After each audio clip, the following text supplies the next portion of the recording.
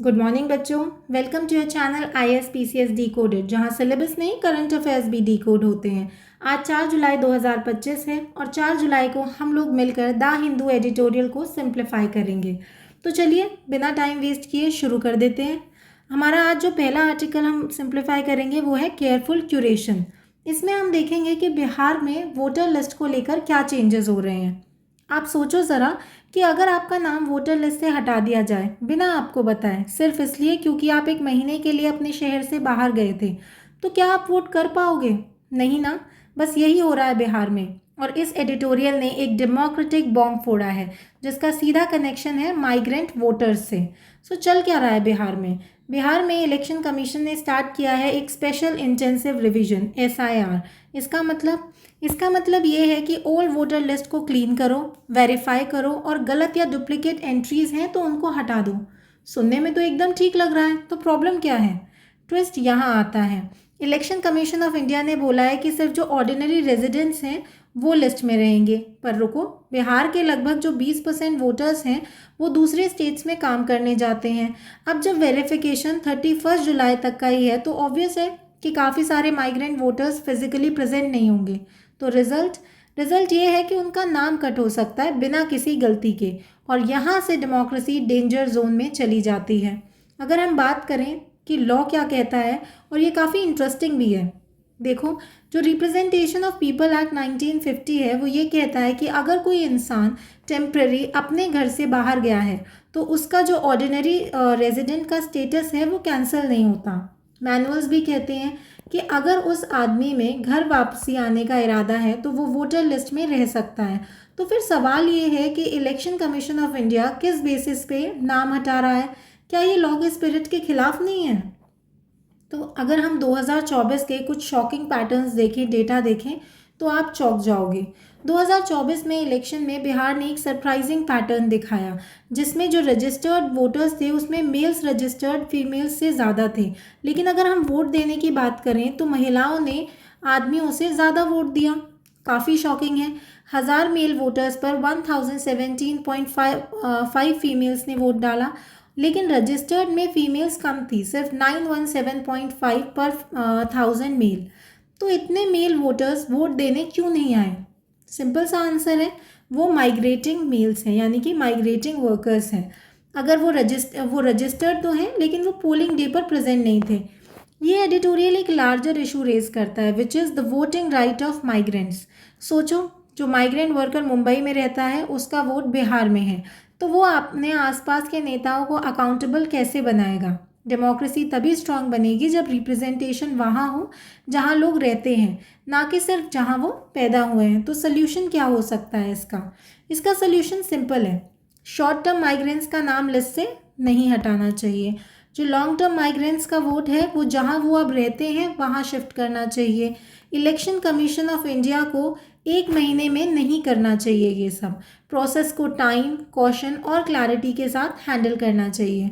UPSC के लिए याद रखना है आपको क्या? बहुत कुछ, जैसे कि स्पेशल इंटेंसिव रिवीजन क्या है, रिप्रेजेंटेशंस ऑफ पीपल एक्ट क्या है, ऑर्डिनरी रेजिडेंट डेफिनेशन क्या है, पॉलिटिकल डिसएनफ्रेंचाइजमेंट क्या है, electoral inclusion versus exclusion, women versus main voting right turn out, a case study from Bihar, migration and representation connection.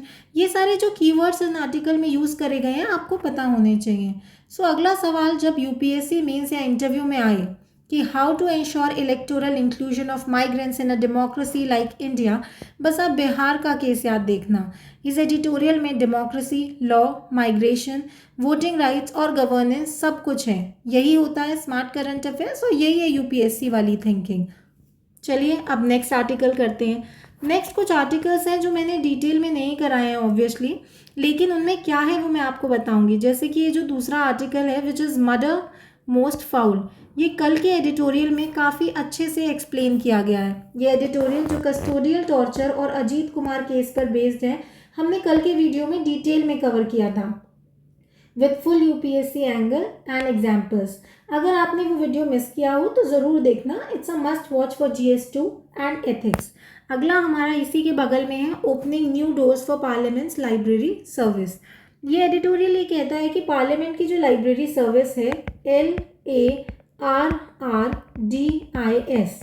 ये MPs के काम के लिए इम्पोर्टेंट है, लेकिन अभी वो पुराने तरीके से काम करती है, इसलिए उसे मॉडर्न बनाना चाहिए। जैसे एक्सपर्ट्स के साथ काम करना, नए रिसर्च टूल्स लाना, ताकि MPs को सही और अच्छी इन्फॉर्मेशन मिल सके। इसके ऊपर अगर हम देखें तो आर्टिकल आया है socialism, secularism are the spirit of constitution. हम सब ने ये वर्ड्स प्रियम्बल में देखे हैं। सो ये एडिटोरियल क्या कहता है? ये एडिटोरियल ये कहता है कि सोशलिज्म और सेक्युलरिज्म सिर्फ शब्दों तक सीमित नहीं है, बल्कि इंडियन कॉन्स्टिट्यूशन की सोल का पार्ट है। RSS का ये कहना है कि इन शब्दों को प्रियम्बल से हटा दिया जाए। सिर्फ एक पॉलिटिकल स्टैंड नहीं, बल्कि कॉन्स्टिट्यूशन के बेसिक वैल्यूज़ पर ये डायरेक्ट अटैक है। ऑथर कहता है कि ये दोनों आइडियाज़ हमेशा से कॉन्स्टिट्यूशन में थे और इन्हें हटाने की कोशिश इंडिया के डेमोक्रेटिक फैब्रिक को कमज़ोर करेगी। तो चलिए दूसरा हल करते हैं। अब हम नेक्स्ट पेज पर आएंगे, यानी कि पेज नंबर 11, और ये बहुत ही अच्छा आर्टिकल हमें आज दिया हुआ है, which is US imperialism threat to the world. ज़रा सोचो, अगर एक सुपर पावर बिना किसी परमिशन के किसी कंट्री पर स्ट्राइक करे तो क्या वो पीस ला रही है या सिर्फ अपना पावर दिखा रही है? US ने ईरान की न्यूक्लियर फैसिलिटीज़ को टारगेट किया बिना UN अप्रूवल के। ये बस एक स्ट्राइक नहीं, एक रिमाइंडर है कि US चाहता है कि दुनिया उसके रूल्स पर चले। तो सवाल ये बनता है कि क्या US इम्पीरियलिज्म दुनिया के लिए एक नया थ्रेट बन चुका है, और इस बदलती दुनिया में इंडिया किस तरफ खड़ा है? तो चलिए इसको डिकोड करते हैं और सिंप्लीफाई करते हैं। जब एक कंट्री जैसे कि US अपने इंटरेस्ट के लिए बिना किसी ग्लोबल लॉ के एक्शन ले, उसी को हम इम्पीरियलिज्म कहते हैं। ये वही US है जो पहले इराक गया वेपन्स के नाम पे, जो इसको मिले नहीं, फिर अफगानिस्तान में घुसा टेररिज्म के एक्सक्यूज़ पर, और अब ईरान पे स्ट्राइक की बिना किसी प्रूफ के। ये सब यूनिलेटरल जो डिसीजंस ले रहा है वो ये वर्ल्ड के लिए बिल्कुल भी ठीक नहीं है। ये सब यूनिलेटरल डिसीजंस हैं, यानी कि US डिसाइड करता है और बाकी के जो वर्ल्ड है वो इसमें एडजस्ट कर रहे हैं। क्या ये ग्लोबल लीडरशिप है या ग्लोबल बुलिंग है?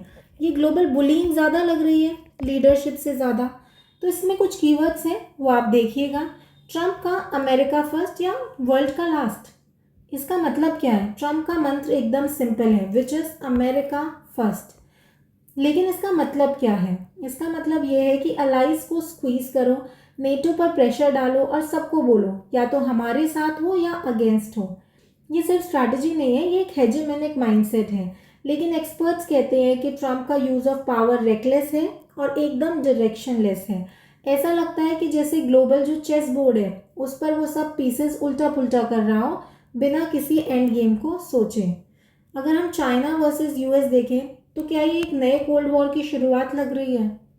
अब सोचो, जब एक एम्पायर गिरता है तो दूसरा उठ जाता है। US की हेजेमनी डिक्लाइन कर रही है और चाइना चुपचाप ले रहा है ग्लोबल लीड टेक्नोलॉजी, ट्रेड और डिप्लोमेसी में।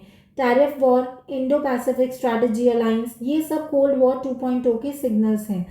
पर ये कोल्ड वॉर सिर्फ आइडियोलॉजी पे नहीं, इकोनॉमिक और स्ट्रैटेजिक कंपटीशन पे बेस्ड है, और एशिया इसका नया बैटलफील्ड बन सकता है। अगर हम इंडिया की बात करें तो इंडिया ने बैलेंस बनाया या किसी एक की साइड हो जाए? इंडिया को क्या करना चाहिए? बैलेंस और अलाइनमेंट। इंडिया एक क्रॉस रोड पे खड़ा है। एक तरफ US के साथ क्वाड और डिफेंस टाइज हैं, दूसरी तरफ हमारे पास ब्रिक्स हैं, SCO है चाइना और रशिया के साथ। ये सारे प्लेटफॉर्म्स हम लोग ग्लोबल साउथ के यूज़ कर रहे हैं। लेकिन जब ईरान पर स्ट्राइक हुआ था या फिर इजराइल ने अटैक किया, इंडिया ने इसको अपोज नहीं किया, सपोर्ट नहीं करा, पर इंडिया चुप था। पर UPSC के लिए सवाल है कि क्या साइलेंस भी एक फॉरेन पॉलिसी होती है या ये स्ट्रैटेजिक कन्फ्यूजन है? इंडिया को सोचना होगा, क्या हम ट्रूली नॉन अलाइंड हैं? बाइपोलर या मल्टीपोलर वर्ल्ड, क्या इंडिया के लिए बेहतर है इन दोनों अपॉर्चुनिटीज़ में से? एक काम करो, इमेजिन करो एक वर्ल्ड जहाँ सिर्फ दो कंट्रीज़ हैं, US और चाइना, दो सुपर पावर्स हैं। क्या इंडिया जैसे कंट्रीज़ की आवाज़ सुनाई देगी? एक्सपर्ट्स कहते हैं मल्टीपोलर वर्ल्ड ज़्यादा इंक्लूसिव होता है, लेकिन ब्रिक्स और SCO जैसी ग्रुपिंग्स में भी यूनिटी देखने को नहीं मिल रही है। सब अपना अपना एजेंडा देख रहे हैं, no unity, and they are seeking their own interest. सब अपना अपना लेकर चल रहे हैं। तो क्या ये रियल मल्टीपोलैरिटी पॉसिबल है या ये कोई आइडियलिस्टिक ड्रीम जैसा लग रहा है? ग्लोबल साउथ का फ्यूचर क्या है और उसमें इंडिया का रोल क्या है? ट्रम्प जैसी पॉलिसीज से सबसे ज़्यादा नुकसान होगा ग्लोबल साउथ को, जैसे कि ट्रेड इम्बैलेंस, डेट ट्रैप्स और क्लाइमेट इनजस्टिस। इंडिया के पास एक चांस है लीडर बनने का, वॉइस ऑफ ग्लोबल साउथ बनने का, लेकिन उसके लिए हमें क्लैरिटी चाहिए। अगर हम ब्रिक्स में हैं और एक मेंबर पे अटैक हो तो हम सब न्यूट्रल नहीं रह सकते। लीडरशिप के लिए करेज की ज़रूरत होती है, साइलेंस से लीडरशिप बिल्कुल भी नहीं बनती। इस एडिटोरियल का एसेंस क्या था? इसका सेंस ये है कि जो यूएस है उसका इम्पीरियलिस्ट बिहेवियर दुनिया के लिए एक डेंजर बन रहा है, स्पेशली जब वो रूल्स खुद बनाता है और खुद ही तोड़ता है। इंडिया के पास मौका है बैलेंस और बोल्डनेस के बीच एक स्मार्ट फॉरेन पॉलिसी डिज़ाइन करने का, पर अगर हम सिर्फ रिएक्ट करते रहे और खुद स्टैंड ना लें तो ग्लोबल साउथ में हमारा लीडरशिप रोल भी कॉम्प्रोमाइज़ हो जाएगा।